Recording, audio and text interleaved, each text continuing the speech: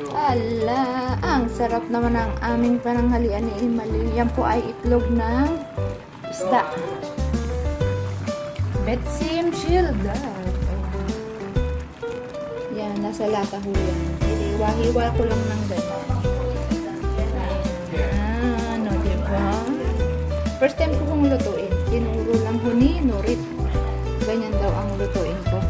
May patatas po yan sa ilalim. Patatas kinchay.